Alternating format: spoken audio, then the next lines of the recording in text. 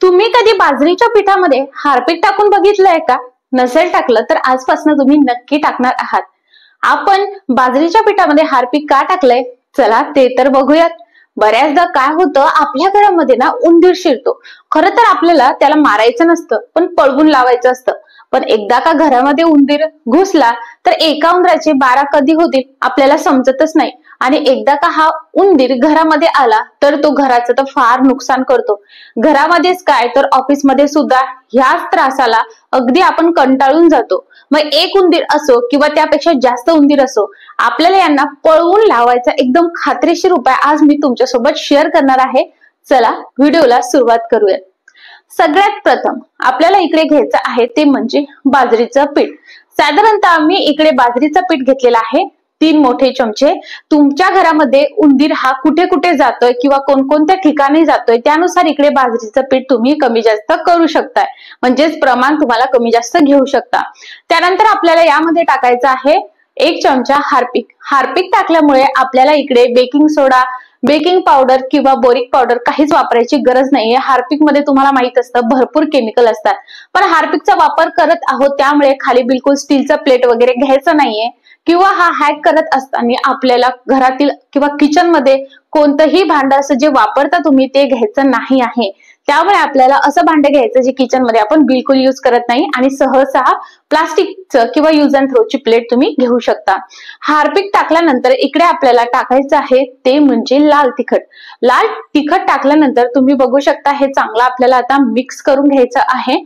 आता हे मिक्स झालेलं आहे आणि आता हातामध्ये आपल्याला ग्लोव्ज घालायचे आहेत.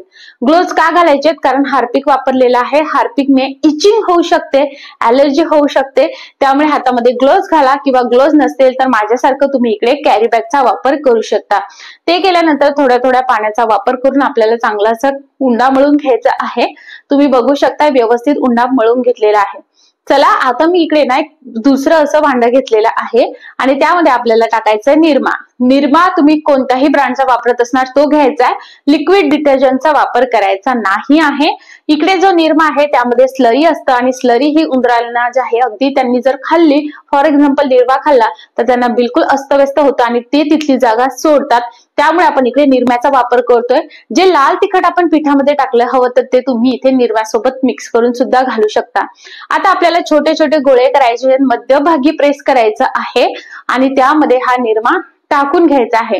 सो तुम्ही बघू शकता अशा पद्धतीने आपण गोल गोल उंडा तयार करून घेतलेला आहे.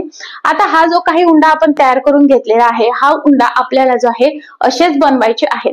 हा जो आपण हॅक करत आहोत हा तुम्हाला 1 हफ्त्यासाठी पुरेसे राहणार आहे. पुन्हा तुम्हाला दुसरा बनवावा लागेल कारण जो उंडा आपण बनवलेला आहे तो नंतर सुकून जाईल म्हणून.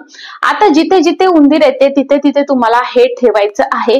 लक्षात घ्या जर घरामध्ये लहान मुलं बाळ असतील, वृद्ध माणसं असतील त्यांच्या समोर हे करायचं नाहीये किंवा अशा ठिकाणी ठेवायचं नाहीये की त्यांचं तिकडे लक्ष जाईल. कारण यामध्ये हार्पिकचा वापर केलेला आहे, निरम्याचा वापर केलेला आहे. त्यामुळे तुम्ही एकदम व्यवस्थित लक्षपूर्वक हे करायचं आहे. हे केल्यानंतर तुम्हाला ठेवायचं आहे. जर रात्री लाईट बंद केल्यानंतर उंदीर घरामध्ये येत असेल तर लक्ष घ्या ज्या ठिकाणी तो येतोय तिथे तुम्ही हवं तर हे 2 ते 3 गोळे टाकून ठेवू शकताय. जसं की दिवाणमध्ये असेल, किचन ओट्यामध्ये असेल, सज्जावरती असेल, फ्रीज खाली असेल, वॉशिंग मशीन खाली असेल, जिथे कुठे जात असेल तिथे तुम्ही हे अवश्य ठेवा.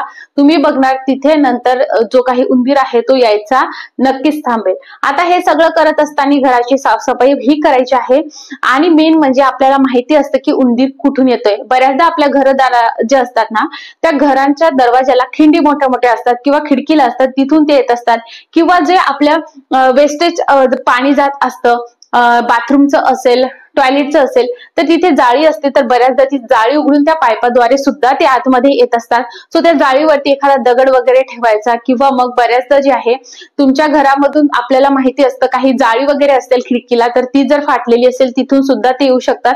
सो आपल्याला माहित करून घ्यायचं आणि हा हॅक करत असताना तिथे रात्री झोपण्याच्या आधी किंवा संध्याकाळीच दार खिडक्या बंद करायच्या आहेत आणि तिथे तुम्हाला एखादा कपडा वगैरे लावायचा आहे, फिट्ट लावायचा आहे, एकदम घट्ट लावायचा आहे जेणेकरून उंदीर कसाच आतमध्ये येऊ शकणार देणार नाही। खरं तर तो कपडा सुद्धा व्यवस्थितरित्या खाऊ शकेल, त्यामुळे व्यवस्थित करायचं जेणेकरून त्याला आत याची एंट्रीच नाही आहे। तुम्ही बघणार हप्ताभरामध्येच तिथून उंदीर पळवून गेलेला असणार आहे। हा हॅक नेहमी रिपीट करत जा, जोपर्यंत उंदीर जात नाही तोपर्यंत तुम्हाला अवश्य याचे 100% रिझल्ट येईल। हा व्हिडिओ जर तुम्हाला आवडला तर तुमच्या मित्रपरिवारासोबत हा व्हिडिओ नक्की शेअर करा आणि सगळ्यात महत्त्वाचं, तुम्ही जर हा फेसबुकवर बघत असणार तर लाईक करा, फॉलो करा। असेच नवनवीन व्हिडिओज आपण घेऊन येणार आहोत, त्यामुळे आत्ताच आपल्या चॅनलला नक्की सबस्क्राईब करा। व्हिडिओ बघितल्याबद्दल खूप खूप आभार।